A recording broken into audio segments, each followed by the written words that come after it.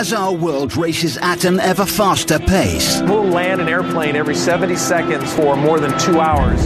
and delivery deadlines shrink, Being an island, there's a lot of medicine coming in. It's always urgent. the skies aren't necessarily the limit for the mega movers. Almost everything in this world you can put in this aircraft. In this series, we go deep inside the $6 trillion air freight industry, Every day we move the equivalent of 3% of the world's GDP. You name it, we can move it. showing the people You have a lot of high anxiety, you don't want to do this. They're just sitting on the runway laughing at me. and incredible operations. It's a little bit sticky. We have an aircraft on stand 666 which has got an engine fire. We get 2 minutes to get there. To keep this complex, high-pressure trade airborne. There's 30 ton of weight on that aircraft. It could tip the aircraft up at worst, or it could damage the fuselage. And travel with an extraordinary array of goods. Now we just need the spacecraft so we can load and then get out of Dodge. From out-of-this-world giants, life-saving medical supplies, It's a very good feeling knowing that every day we are shipping medication that could improve someone's life. perishables, Nobody is in such a hurry as a dead salmon. and components for some of the greatest spectacles on Earth. 21 races. If it took 3 weeks to get it there by sea, we need a 63-week year. We have to use air. Put your seats in the upright position, buckle in, and prepare to go max speed with Mega Air.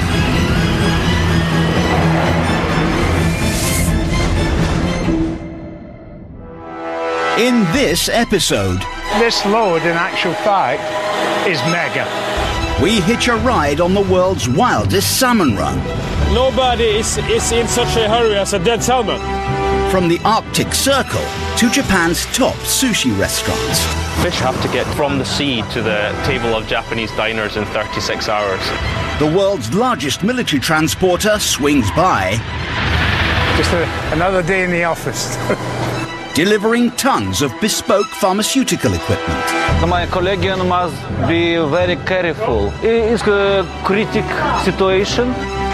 In the underbelly of the world's biggest air package sorting facility, I probably take 20,000 steps a day. We call it a hub walk.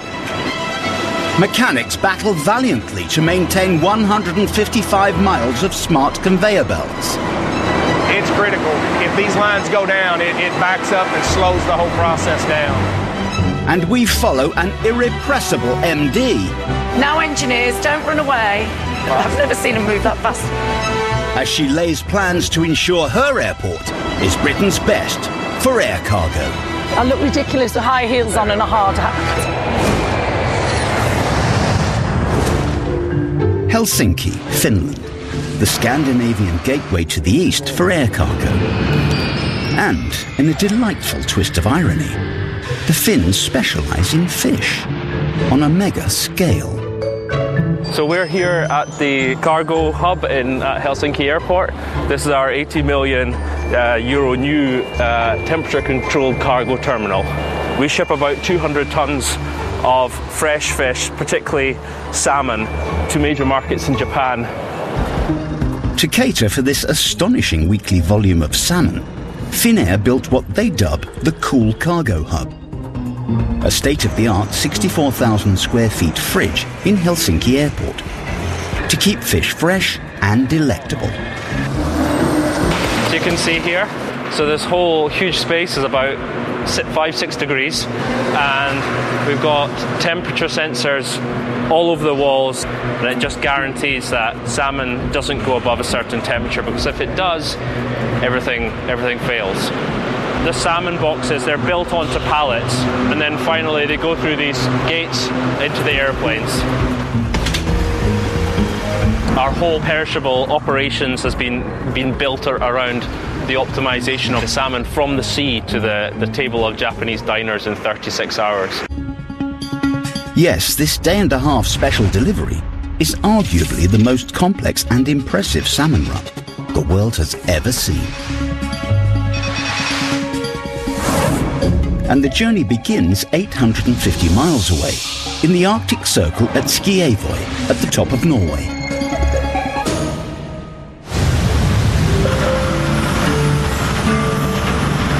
Today we're going to visit one of our sites where we have salmon. And I think our salmon is the best salmon as sushi and sashimi. It's the best in the world. If you don't take Jan's word for it, then how about Japan's top sushi chefs? Their Itamae training, that can take 20 years, provides unrivaled expertise. And after an exhaustive worldwide search, they declared the Norwegian Aurora salmon the creme de la creme. Aurora salmon is the best salmon for sushi and sashimi. A fish is growing very slowly in the deeply cold water, so it makes the meat fatty, and the sweetness and the texture will be the best. That's why top Japanese chefs are choosing Aurora salmon. To keep up with the Far East's insatiable demand, the Norwegians rear mind-boggling quantities of salmon in massive farms on the Arctic fjords. At the moment we're at 70 degrees north. We're far north of the Arctic Circle. The weather can be spooky. We've learned that the more exposed you can go, the better for the salmon. So the salmon prefer some rough weathers. The salmon that we produce here has a very high quality, and we want to give that quality back to the market. So we want to sell it fresh, but that means also as a fresh product it's in a hurry. So we have a slogan that says that nobody is in such a hurry as a dead salmon. So presumably their salmon rush die. To meet their sea-to-plate 36-hour deadline, the Aurora salmon run is a frantic race against time. Starting with a boat delivering tons of live fish from the farm to the shoreside processing plant. Right now we're going to go down to the harbor and check if the boat is able to come into the harbor. Any significant delay could mean missing the Japan flight, and right now the boat can't dock in rough seas. The weather is so bad to have to wait. The nature is controlling us right now. This is a bad situation for everyone, and yeah, all we can do is wait.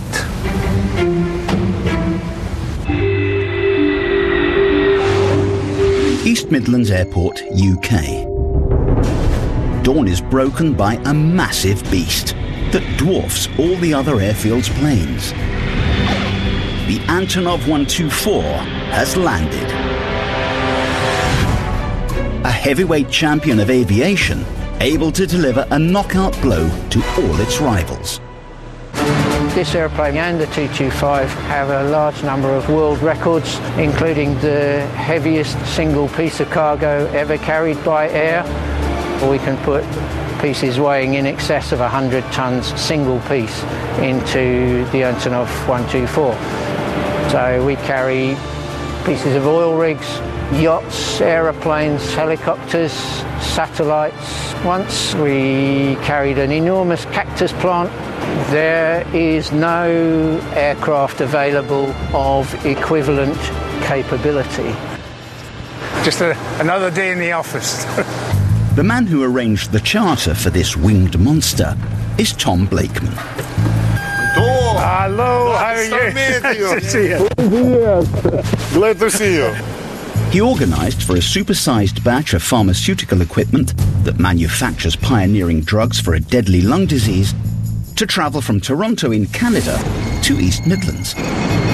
Its final destination, a Swindon site 123 miles away. This Antonov 124, every time it comes in, never ceases to amaze me. It's carrying 30 tons of medical equipment inside of the aircraft. Prior to this aircraft, everything that it carries would have gone by sea. The industry just couldn't cope without it. Very impressive. All the more impressive are the Antonov 124's many boasts. It can take cargo through either front or rear, has internal roof-mounted cranes, and can kneel to aid loading. Not bad for a 33-year-old.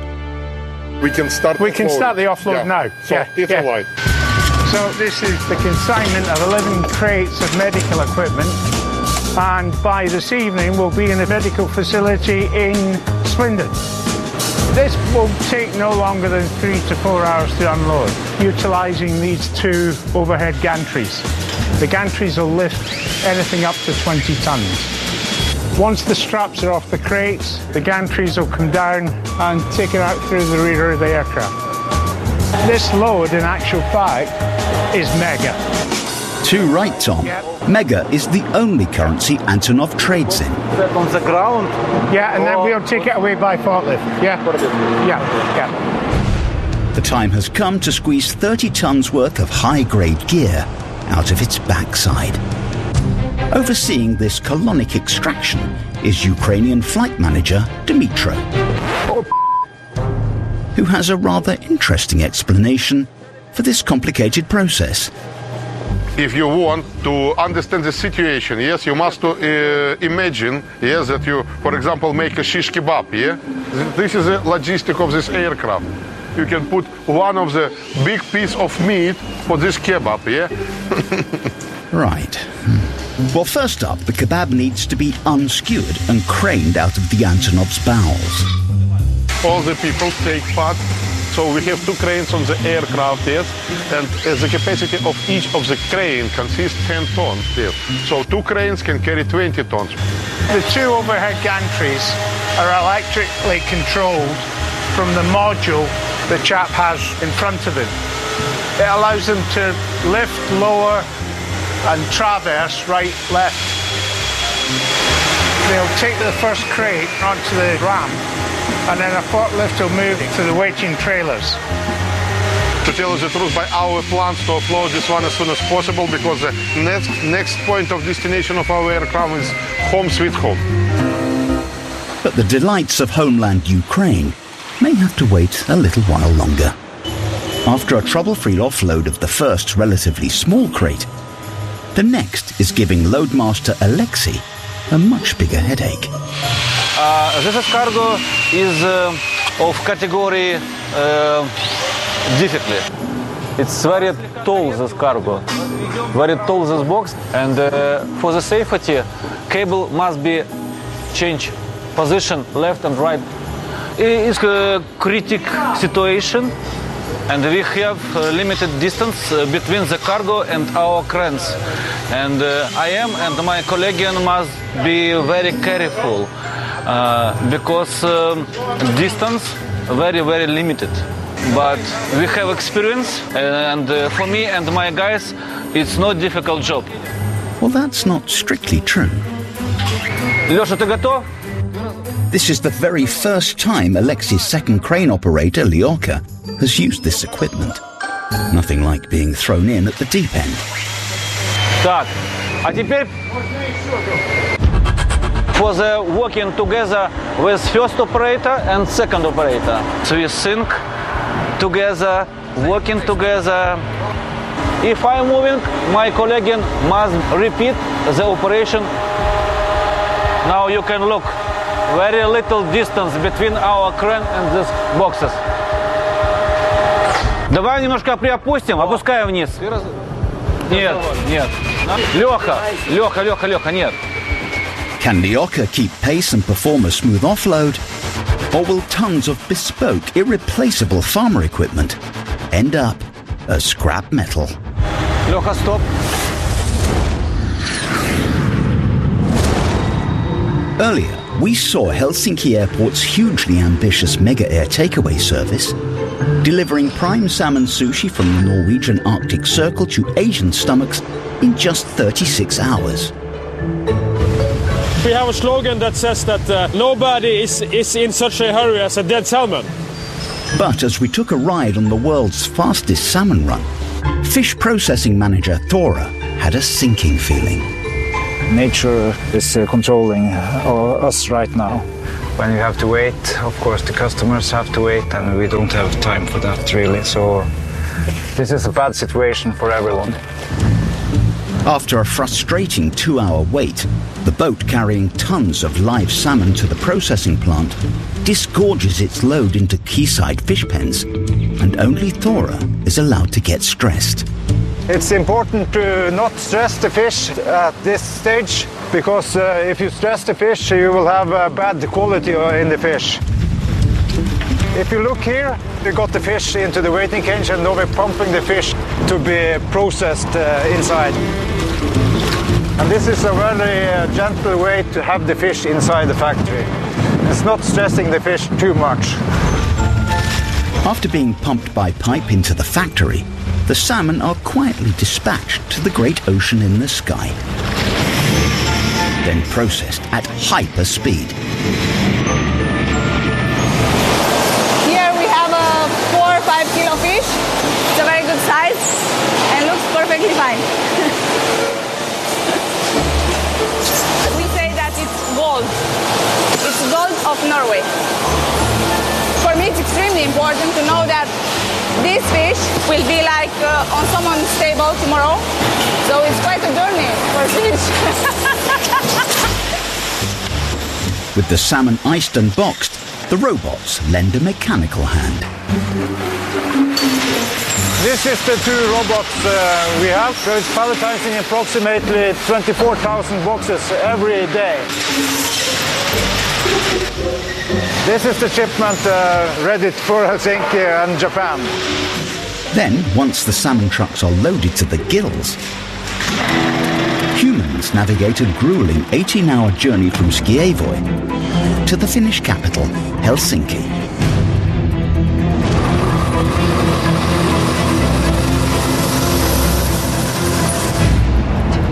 It's a long drive. In the winter is a lot of snowing and icy. This time is quite strong wind. 850 miles away at the high-tech Helsinki cargo hub, every twist and turn of this treacherous trek is being monitored by a Scando Big Brother. We're at the moment in Finnair Cargo's control center, CCC. We have the cargo eye tool, where we can actually basically see where the cargo is moving in the trucks and in the flights. Looking at, for instance, the salmon that we get from Norway, we can actually start tracking the truck and see where it's coming from. The great thing in this tool is that if there's any disruptions or exceptions, let's say the truck is delayed, we can take action on it. We want to ensure that the salmon makes it on time in Asia. And the time pressure that we have, of course, is very high, as even at looking at the price of the salmon, the value of the salmon goes down in the sushi markets and in the markets quite fast, so we have to get it there fresh. But still high in the Arctic Circle, the well-oiled salmon shuttle is stuck. Not by lethal icy mountain tracks, but by the curse of all motorists, roadworks. We have to wait, but have to stop because of roadworks. It's taking time. Yes, really slow. As the salmon lorry crawls across the Finnish border, it's 3 hours late and in danger of missing the Tokyo flight. Tiro, the driver for the final 450-mile leg to Helsinki airport, must regain lost time in sub-zero conditions. It's really icy. Driving in snow and ice, it's really interesting. I never know what is coming from behind the corner. Sometimes it's really challenging because when it's really icy and very windy, it's really dangerous because the truck is sliding with the wind. It's a terrifying juggernaut sleigh ride where, with over 20 tons of pricey salmon sushi on board, one slip-up could cost £175,000. Come on, move along. Everything is going downhill. At Louisville, in America's heartland, the world's largest automated package handling facility churns through another cycle of express shipments.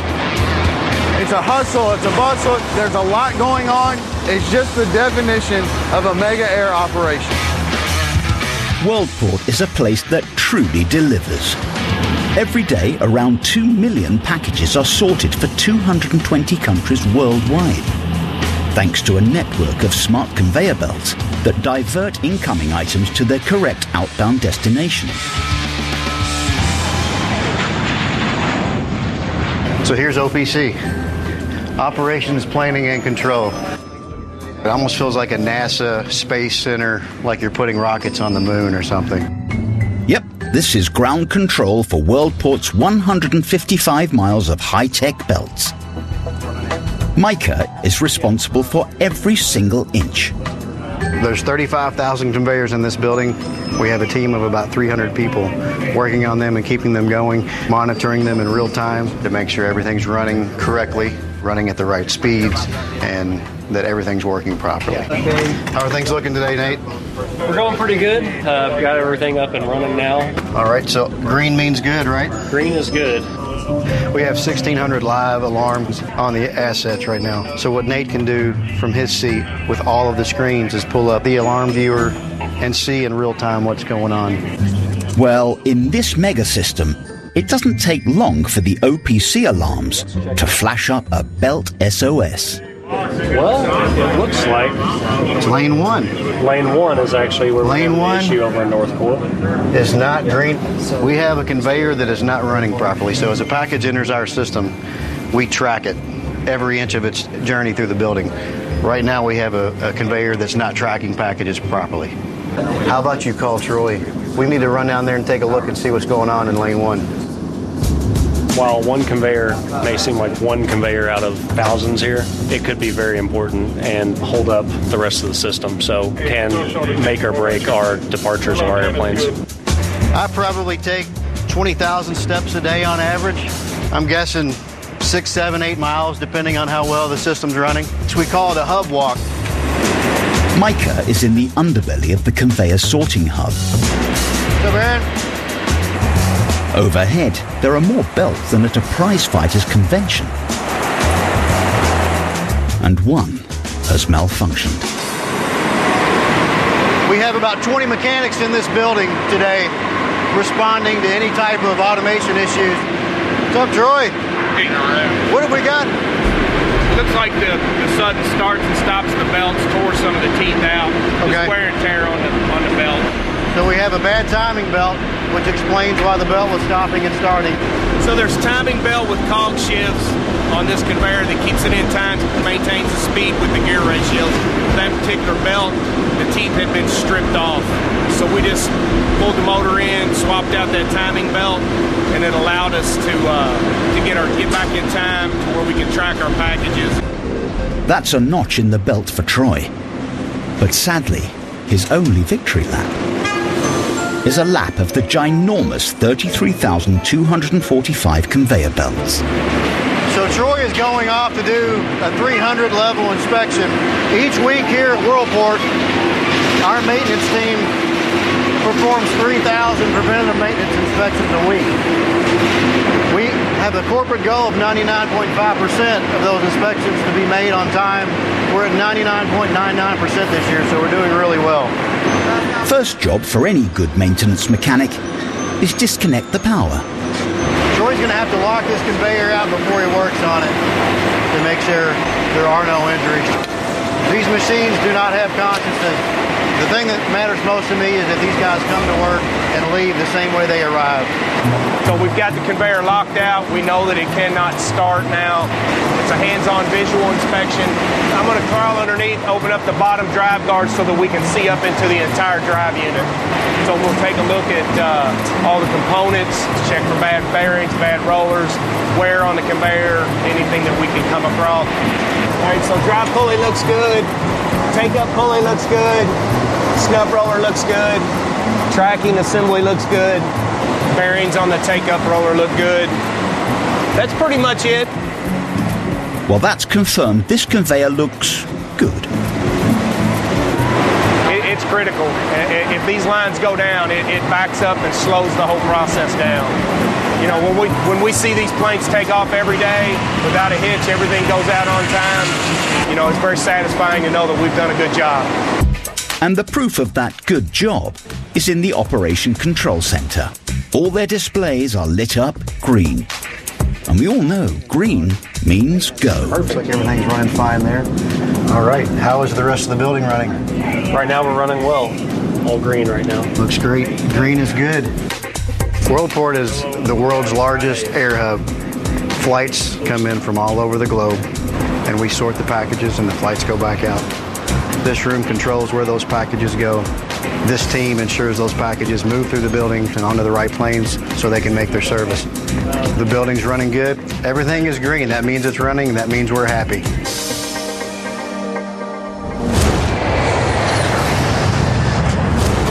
At East Midlands Airport, It's a critical situation. Nerves on board the gigantic Antonov freighter are as taut as the crane cable wires supporting tons of pharmaceutical manufacturing equipment. Леха, нет. Alexei and his rookie co-crane operator must work perfectly in tandem to offload the tallest crate of the 30-ton cargo. Maximum now we have 6-7 centimeters. It's not very good for the safety. We must be careful. Ну давай приподнимаем вверх. Нормально. Там не касается там ничего, там все хорошо. Леха, стоп.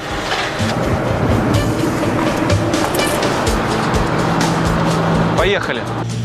20 minutes of synchronized boxes ballet Леха, хорош. sees Alexei and his rookie companion clear the claustrophobic Antonov interior. Stop. Now I operate because better moving cargo when we have a little distance between the ground and cargo. For the safety, all the people walking around the cargo. Safely unloaded, Alexei's young protege comes through his baptism of fire with flying colours. It's a very young technician and it's first job operation with the crane. I think we'll be load master in future. Back to the present, there's still 9 more boxes to unload, all under the watchful eye of the guy who helped give birth to its contents. I'm part of a team that's designed and fabricated this equipment. Various pieces such as tanks, mixing units, a lot of different piping and platforms and other things of that nature. This is lipid tank. It's funny what they spray painted on the side of it. Lipids are a type of fat. Correct. And it's used in part of the making of the drug. So it makes kind of like a little fat bubble around the antibiotic to help with the delivery of it. So it's like partially disclosing the formulation on the side of the crate. We went with the Antonov option because it ended up saving so much time, and this allowed us to gain back time that we couldn't otherwise get. Yes, taking the admittedly pricier air route trumps sea shipping by a good 3 weeks. In less than a day, 11 bulky crates have loaded in Toronto, Canada, flown 5,500 miles, then unloaded onto 5 trailers, ready for a short hop to their final destination, Swindon. Good job, guys. Thank you very much. Oh, always well. It's another successful delivery in yet another foreign field. 10 years I fly the loadmaster.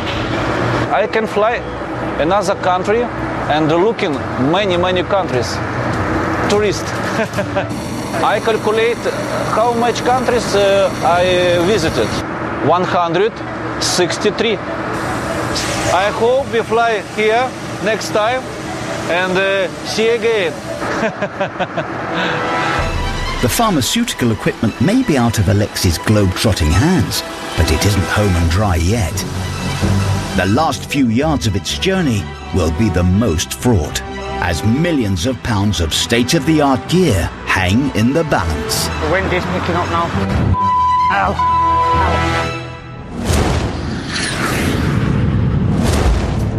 Somewhere deep in the heart of Finland, the pressure is on. Come on, move along. The latest batch of highly valuable salmon sushi, bound for Tokyo's fine dining clientele, is way behind schedule. A little bit worried. It is really stressful, so much pressure, and hopefully we'll get onto the flight. It's real bad. It's 9 a.m. and the salmon truck should already be at Helsinki Airport, over 100 miles away. Finnair strategist Peter is determined this highly valuable shipment doesn't turn decidedly fishy. Fish which are on board that truck, they have to get to Tokyo today, and the flight leaves at 5:30. It was due in a couple of hours ago, the truck, but we've seen from our in-flight GPS, and also we've heard from the truck driver that there have been a few delays. We're not quite sure of the reasons, but a couple of hours. So I'm just heading in now to speak to my colleagues at the Cool Control Centre and see if we can get any more information on when the truck is expected to arrive. Under the ever-watchful cargo eye, Jannica is across up-to-the-minute live tracking info from all Finnair's shipments. Hey Jannica, how are you doing? So, give me any idea about how late it's going to be? Yeah, approximately 2 hours. The flight leaves at 5:30. Yep. So, is that quite a tight time frame for it to be offloaded? It's pretty tight, but the guys in the warehouse are aware. Mm-hmm. So basically they unload the truck as soon as it arrives. Outside, the A350 plane scheduled to freight the 10 tons of Norwegian salmon to Tokyo arrives. All Peter can do now is wait and hope the truck can rapidly negotiate Helsinki's clogged up streets. Now it's some traffic, but I do my best. This is only what I can do. It's about 11:45. We'll have about 5 hours before the Tokyo flight at 5:30. Slightly nervous. Eventually, the truck docks into its unloading bay over 2 hours late. With time scarce, a squadron of forklifts spring into action to whisk off hundreds of boxes of succulent Arctic salmon. My hurry is ended, but now it's them hurry. Hurry to catch the plane. The fish is coming off the salmon truck now. A tablet on their forklifts that tell them exactly where they need to go. So it should be quite a smooth operation, I hope. Once off the truck and into the €80 million cool storage, the boxes must be rapidly assembled into perfect cubes on aircraft pallets. I suppose to us it looks a bit like Tetris, or there's some kind of complexity there, but I think for these guys, they're experts. There's an element of this kind of Nordic precision. I'm speaking from like the perspective of a Scot here, so things work very, very much to the clock. Everybody has clear roles decided in advance. This human expertise combined with data and intelligent decisions being made by computer. So you've got all the elements, and at the end of the day, you have Japanese consumers who are able to eat sushi 36 hours since it's left the water in Norway. Yeah, it's really impressive. In just 2 hours since the salmon arrived, 3 flight pallets of neatly stacked boxes, containing roughly 25,000 dishes of sushi, are ready to be stowed on the 5:30 passenger flight to Tokyo. We carry all sorts under passengers' feet, and in fact, of course, on a normal flight to key Asian destinations, you'll actually have far more fish than you will have passengers. So we're going to get a unique perspective of where the salmon's going to go. So this is where the cargo sits, at the front of the plane. This is 170 centimeters high. We're at the front of the plane here. Right above us are the business class passengers, so maybe we can like tickle their feet or something. Well, Peter, don't get too complacent. If the salmon doesn't make it safely onto the Japan flight, salivating sushi guzzlers won't be tickled pink. It's all astir in Swindon, England. The A-team 3018. I pity the fool. How'd I get here? 30 tons of pharmaceutical manufacturing equipment, air freighted from Canada in one of the world's largest cargo planes, the Antonov 124, is ready to be hoisted into its final resting place. You need to slow it left a bit more, Steve. Slightly left, mate, slightly left. We're in Swindon and we're building a pharmaceutical equipment for people who are ill and everything like that. So we're just getting the machines, bringing them down, lifting them up into the roof, putting them into place, bolting it together. You don't want to do anything wrong, you don't want to knock anything, you don't want to damage the roof, you just want to get it right into the hole and get it right. Well, we've seen firsthand the professionalism of the Ukrainian Antonov crew offloading the freight. Now it's up to the English to finish the job. Down here you have the slingers. All of us are down here when it gets slung, so we've got 1,000 eyes on the machine so nothing gets damaged or broken. All right. Yep, out, there we go. It's going up there, dropping it through into the roof, into another room in there, and then from in there it's been skating into place and connecting onto all the other little bits that we've got in there already. Just a normal day. When you're doing a crane lift, the weather is the most ultimate thing. You want the weather to be your friend. You can always work in the rain with a crane, but you can't work when it's windy. Of course, today, Mother Nature is a cruel mistress. The wind is picking up now. It is picking up. And the weather's getting bad in like the next 10 minutes. So we need to get this piece in before the wind does get up. Okay, Toby, on you, mate. If you're not happy, then It's bad up here. Tell it, it's bad. It's blowing the birds off course. The rain's coming in, the wind's coming in from all directions. Having successfully air freighted this complex, fragile manufacturing equipment 5,500 miles from Canada, the last few feet are rapidly becoming the most nerve-wracking. This is very tight. Very, very, very slowly down through the hole, mate. One thing, very, very slowly. Very, very tight. Steady, steady. Yeah, that's fine. Okay, slow it right down, slow it right down, slow it right down, and stop, full stop. That was close. 30 tons of pharmaceutical equipment has completed its epic journey. Once it's plumbed in, it will start producing groundbreaking lung disease medicine, thanks in part to the power and incredible load-lugging capacity of the gigantic Antonov 124 transporter. The Antonov carries things that no other aeroplane and very few other means of transport can carry. If you need to move something in a hurry and it won't fit into a 747 or similar conventional airplane, then the solution for you is the Antonov 124.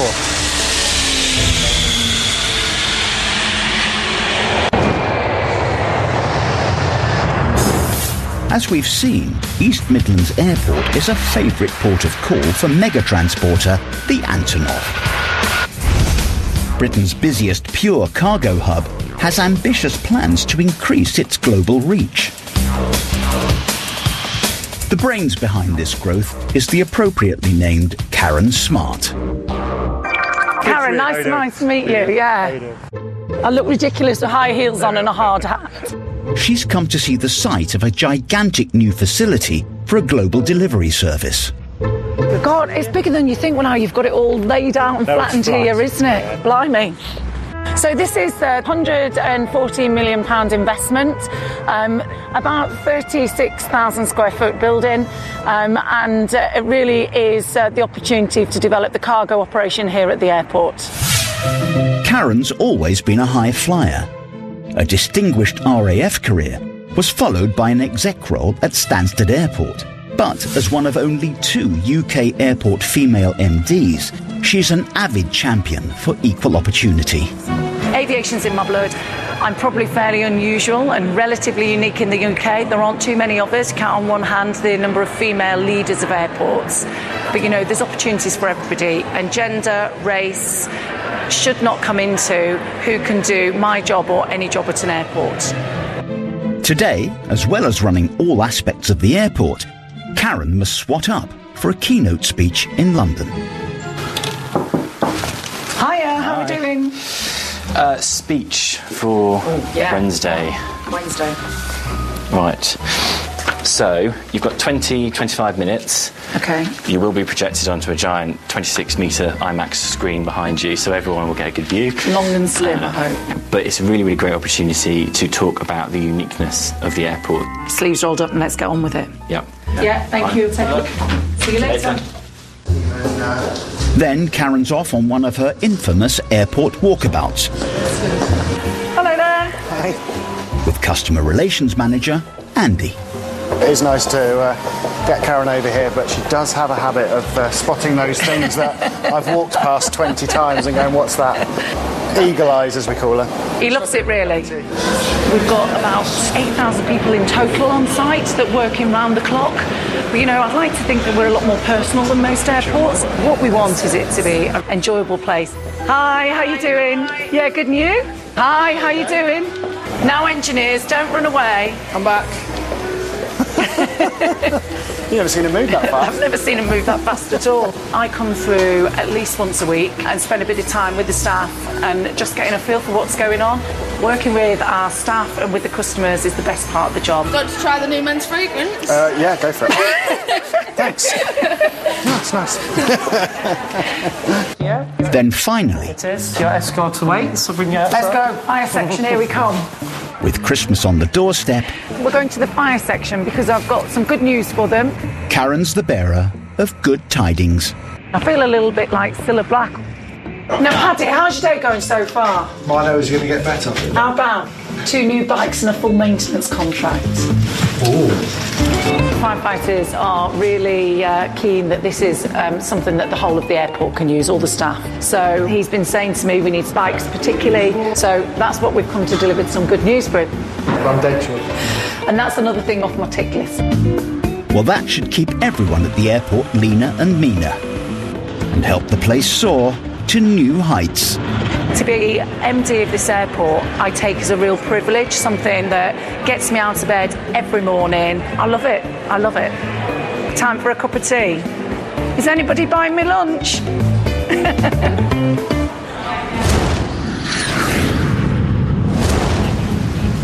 Earlier, we saw how Finnair were busting a gut to hit their 36-hour Arctic catch to Tokyo plate deadline of highly prized salmon sushi for Japan's dining elite. This fish will be on someone's table tomorrow, so it's quite a journey for fish. Having suffered delays en route, so much pressure. Hopefully we'll get onto the flight.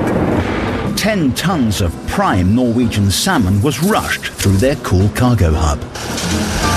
And now, in the nick of time, 3 flight pallets are wrapped and ready to rumble. Straight onto the early evening Tokyo flight, the wide-bodied state-of-the-art passenger jet, the Airbus A350. Finnair has a quite unique operation whereby flights arrive from Tokyo Narita, it arrives and it takes off within about 3 hours. It's offloaded its passengers, offloaded the cargo, it's had a check to make sure everything's fine. It's now rolled over here from the hangar, and all the salmon that we've been following from Norway is still currently inside. So then the guys come and everything goes on board an hour before departure and then off it goes. So it's a really quick turnaround time. Right on cue, the salmon gets loaded, along with other general cargo. In charge of this time-critical process is Edward Homer. So far, I'd say we're quite happy with where we are quite now. At the moment, the loading of the cargo has gone pretty smoothly. Machine, it basically drives under, raises up, which releases the locks and pulls the container onto the machine. We then drive onto the large high loader over there, which can then lift it up to the height of the aircraft door, or then roll it into the aircraft and load it safely. There's quite a number of tons going onto the aircraft. Obviously, if you load the aircraft incorrectly, the balance is wrong, it can cause problems, so it's critical that we get this correct. 40 minutes of lightning-fast loading, all the air cargo is stowed on board, including our well-travelled salmon from the Arctic Circle. The pallets have been loaded in there, been secured in the aircraft so they can't move around. We have made a note of the information so we can forward it to the captain so that he can ensure the temperature inside the hold is regulated to keep it nice and fresh for its arrival. We have quite a lot of cargo, I think 21.4 tons of it. Okay, so now all the pre-flight checks are done, everything is in order, and now we're off to Japan. With the captain's blessing, the A350 flight is given clearance to start its 5,000-mile trek east to Narita, Tokyo, all within the 36-hour ocean-to-plate time frame to feed the Japanese sushi market.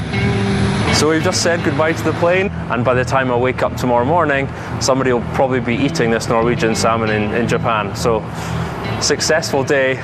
Some difficulty this morning with the trucks coming down from northern Norway, but everything was so smooth in the terminal. Guys worked their bums off, super happy, and yeah, delighted to see it go.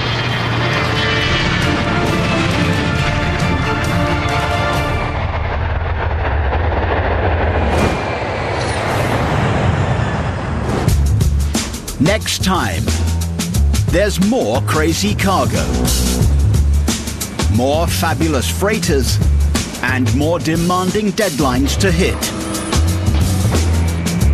as Mega Air cranks it up to the max.